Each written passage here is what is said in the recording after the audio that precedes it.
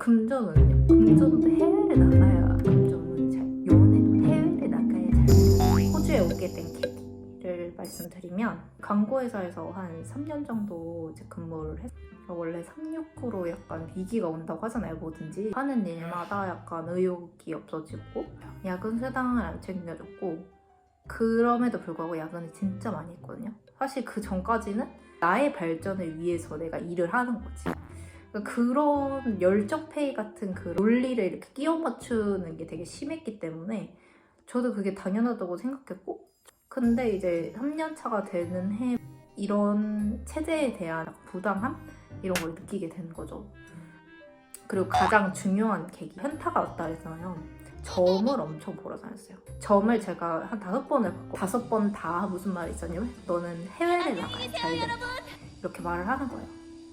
5번째 제가 에나타라는 곳으로 강남에 있는 그 약간 유명한 타로 겸 사주를 보는 곳이거든요. 제 사주를 이렇게 딱 훑어보시더니 하시는 말씀이 너는 해외를 나가야 잘 된다, 이런 말씀을 딱 하시는 거예요. 제가 그걸 5번째 듣는 거잖아요. 그래서 그냥 별 감흥은 없어요. 그냥 그래요, 다른 데도 그렇게 말하더라고요 라고 했는데, 이분이 저를 그냥 거기 앉혀놓고 1시간 동안 너는 해외를 나가야 잘 된다, 이거를 1시간 동안 저를 그냥 거기 앉혀놓고 설득을 하시는 거예요. 진짜 어느 정도였냐면, 뭐 제가 뭘 물어보든 금전운은요? 금전운도 해외를 나가야 금전운이 잘. 연애는요? 뭐 이러면 연애도 해외를 나가야 잘. 그러니까 뭐든 다 해외를 나가야 잘 된다는데요. 그래가지고 약간 그거 세뇌만 거의 1시간 동안 망설였던 게 뭐가 있었냐면, 첫 번째는 경력 단절. 그러니까 모든 한국인들이 좀 고민을 하는 부분이죠. 직장을 다니다가 만약에 워홀을 간다, 워홀을 생각한다고 하시는 분들, 워홀을 갔다가 경력 단절이 되면 다른 데 취직하기 더 힘들어지지 않을까? 이런 생각? 그리고 공부하는 거를 너무 싫어해요. 그 해외를 나가려면 어쨌든 영어가 돼야 되잖아요. 그래서 영어 공부를 해야 된다는 게 너무 그때부터도 스트레스인 거예요. 그래서 그걸 말씀을 드렸어요. 아예 저는 영어 공부가 너무 싫어서 해외는 안 될 것 같아요, 이랬어요. 그랬더니 그러면 직장을 그만두고 이태원 바를 가서 일을 해라, 약간 진짜 이런 말까지. 왜냐면 이태원 바는 약간 외국인들이 많이 살고, 특히 바에서 일하면 약간 외국인들을 많이 만나고 이런 기회가 많으니까, 그런 얘기까지 하니까 저는 진짜 해외를 나가야 되나 보다, 이렇게 생각을 한 거죠. 그래서 그날 사주 보고 그냥 바로 그 강남의 거의 길거리에 유학원들 엄청 많고, 그 유학원 중에 그냥 하나 골라서 뭐 땡땡 유학원 이렇게 써있는데 그냥 골라서 들어갔어요. 그냥 아무 데나.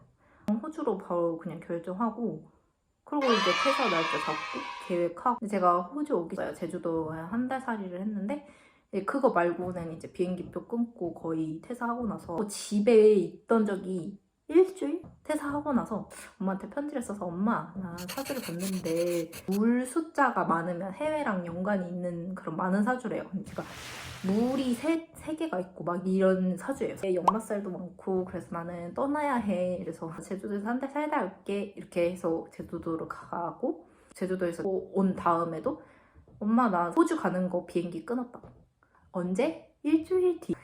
이렇게 한 거예요. 그냥 엄마 진짜 저 죽이려고 했죠. 근데 아무튼 저는 퇴사하고 나서 뭔가 시간을 허비하는 게 싫어서 그렇게 빨리빨리 막 결정했던 것도 있고, 3개월을 갔어요. 이제 영어 공부하면서 이제 여행할 겸 이렇게 3개월 동안 이제 가서 그 어학원에 다녔어요. 3개월 동안. 그리고 중간중간 비는 시간 동안 여행 다니고 이렇게 가서 너무 재밌게 놀다 온 거예요. 3개월이 진짜 생각보다 엄청 짧아요. 그래서 그 짧은 시간 동안 근데 또 친구도 엄청 많이 사귀었어요. 남자도 만났어요. 그래서 만난 지 한 달 정도 됐을 때였는데, 한 달 정도 또 남았을 때여가지고 제가 걔한테 그랬죠. 한국에 그냥 잠깐만 들어갔다가 다시 올 거기까지 약속을 하고 2달 동안 지내면서 결정을 한 거죠. 워홀로 다시 와야겠다. 3개월 너무 짧다. 이렇게. 3개월 영어 배우는 시간도 짧고, 이제 한국에 가자마자 워홀 비자 신청하고, 워홀 비자가 3일 만에 났거든요. 한 일주일 뒤로 비행기 바로 표 예매하고. 엄마가 3개월 만에 온 딸 얼마나 반갑겠어요. 갑자기 엄마 나 1년 갈 거야 다시, 이렇게 된 거죠. 그래서 거의 한국 온 지 2주 만에 다시 호주로 갔죠. 제가 워홀 가기 전에 그냥 저 나이도 있고 시간이 너무 아깝다는 생각이 드는 거예요. 그 낭비하는 시간을 최소화하자 이런 생각에서 한국에서부터 일자리를 지원할 수 있는 사이트에 다 들어가서 다 지원을 했어요. 다 지워서 쓰고 그 2주 뒤에 갔다 그랬잖아요. 그 2주 전부터 그냥 집에서 하루 종일 그냥 이력서 수정하고 포트폴리오 수정하고 보내고 거의 하루에 아마 20-30개씩 보낸 거예요. 이제 호주에 딱 도착했을 때 연락이 왔는데 한 군데는 이민 에이전시에서 이제 연락이 왔고 또 한 군데는 유학원에서 연락이 왔어요. 사실 같은 결이죠. 근데 한 군데는 좀 더 약간 워킹 비자를 전문적으로 하는 데였고 한 군데는 어학원 연계, 뭐 학교 연계 막 이런 데서 연락이 와서 이제 두 개 다 면접을 보러 갔는데 사실 저는 유학원에 더 가고 싶었어요. 왜냐면은 외국인들이랑 일하는 환경이었고 좀 규모도 커가지고 팀이 있었고 이랬는데 그 이민 에이전시는 법무사님 그냥 한 분이랑 일하는 환경이었고 그 유학원에서는 떨어졌고 영어를 너무 못했던 거죠 그 당시에. 그리고 이민 거기 에이전시에서는 그냥 얘기하고 그냥 출근하시라고 해서 출근했어요. 출근했는데 여러분 여기서 제가 진짜 말씀드리고 싶은 약간 팁이 있는데 ABM 절대 하지 마세요. 그 이민 법무사님께서 저한테 맨 처음에 제안을 하셨던 게 ABN을 만들어라. 그래서 ABN으로 우리가 주급을 주겠다라고 하셨거든요. 나쁜 건 아니에요. ABN도 뭐 합법적으로 하는 거고 하는 건데 왜 하지 말라고 말씀을 드리냐면 회사에서 세금을 하나도 안 내줘요. 그러니까 그 말인 즉슨 제가 세금을 다 내야 돼요. 근데 저는 그걸 몰랐죠. 그냥 그래서 ABN으로 하래요. 저는 그냥 그게 호주에서 임금을 받는 방식인 줄 알았어요. 공식적인 방식. 이제 나중에 알게 된 ABN은 내가 사업체로 등록을 하는 거기 때문에 내가 세금을 다 내야 되고 그거를 나중에 알게 된 거예요. 나중에 알고 보니까 뭐 ABN으로 많이 해서 그냥 세금 안 내고 그냥 한국으로 돌아가 버리는 경우가 많다고 하더라고요. 저는 세금을 다 냈습니다. 아무튼 그거를 이제 1년 뒤에야 사실 알게 됐거든요. 6월달까지 일한 거를 이제 세금을 신청을 호주는 들어가는데 9월달부터 시작을 했거든요, 일을. 그래서 모르고 있다가 이제 세금을 하나도 안 내셔서 세금을 내셔야 합니다. 세금 폭탄. 아무튼 ABN은 절대 권고드리지 않습니다. 첫 번째 일은 어떻게 그만두게 됐냐면 일단 그 법무사 분 한 분이랑 일을 한다고 했잖아요. 그게 좀 지루하기도 했고 첫 번째로는 그냥 저랑 안 맞았어요. 저랑 안 맞았고 그래서 이제 저는 이제 이직을 고민하고 있다가 한인들이 직업 올리는 그런 사이트가 있거든요. 그런 사이트에 들어가서 또 이렇게 비슷한 직업을 구했죠. 거기도 유학원이었는데 거기로 옮겨서 이제 일을 하고 있었는데 국제적인 엄청난 사건이 터지죠. 그래서 잘렸어요. 거기서 한마디로 말하면 잘렸고 근데 그때 당시에는 진짜 모두가 다 잘렸으니까 사실. 그리고 제가 제일 먼저 잘림의 대상이 됐던 거는 제가 제일 늦게 들어갔거든요. 그리고 나머지 분들은 거의 거기서 5년, 6년 일하시는 분들이었는데 그런 분들을 그냥 먼저 자를 수는 없잖아요. 당연히 제가 먼저 자름의 대상이 됐죠.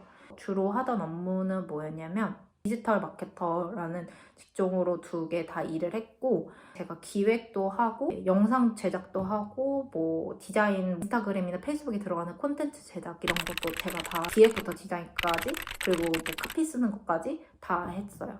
저는 돌아가야겠다 이렇게 생각을 했어요. 일단 맨 처음에는.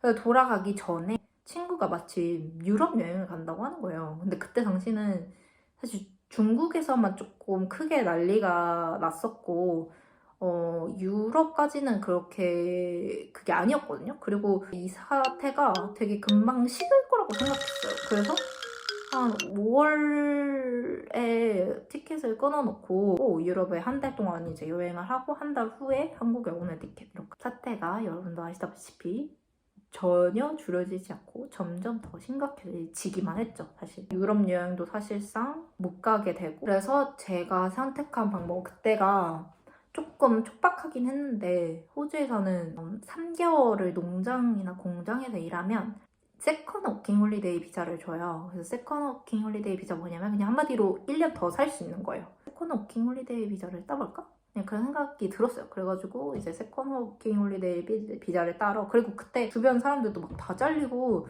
카페 이런 것도 막 문 닫고 레스토랑 다 문 닫고 이러니까 사람들이 농장이나 공장밖에 일할 데가 없었어요, 사실. 그리고 농장이나 공장은 에센셜 워커라고 해서 사람이 삶을 사는데 필수적인 일 같은 거 있잖아요. 예를 들어서 대형마트 이런 건 열어야 되잖아요, 사실. 뭐 그런 거나 아니면 뭐 농공장처럼 뭔가 식품, 사람들이 먹을 그런 식량을 생산해야 하는 일? 그런 거는 이제 일을 계속 구하고 있었거든요. 일을 계속 할 수 있었고. 그래서 농장에 가서 이제 일했어요. 일을 하고, 근데 너무 사실 농장 일은 저한테 진짜 안 맞았어요. 제가 그렇게 서서 뭔가 오랫동안 일을 해본 것도 너무 처음이었고 체력적으로 너무 힘든 거예요. 그래가지고 한 일주일 동안 엄청 아팠어요. 엄청 아프고 막 몸살 나고 막 이래서 진짜 집에 너무 가고 싶고 막 이런 기간도 있었는데, 그래서 이게 무슨 해외가 맞는 거야. 분명히 점쟁이가 해외 오면 너 막 돈도 잘 벌고 연애도 잘 풀리, 사실 연애도 진짜 잘 안 풀렸거든요. 그래서 연애도 잘 풀리고 막 이런다 했는데 뭐지? 근데 사실 그 사태가 뭐 아무리 운이 진짜 엄청 좋은 사람도 그거는 너무 영향을 받을 수밖에 없지. 역사에 길이 남을 재난이잖아요. 그거를 어떻게 아무리 운이 좋은 사람도 피해 가겠어요. 근데 제가 진짜 뭘 가서 처음부터 운이 좋다고 그래도 좀 느꼈던 거는 일단 사무직이라는 좀 편한 직업을 단번에 구했다는 점, 그리고 돈도 되게 잘 쳐줬어요. 그런 사무직에서 편하게 일하면서 그리고 제 커리어도 그냥 이어갈 수 있으면서 돈도 그래도 괜찮았기 때문에, 그래서 뭐 운이 그렇게 막 나쁘지는 않다고 생각하고 있었는데 그 사태가 터져서 어쩔 수 없었죠.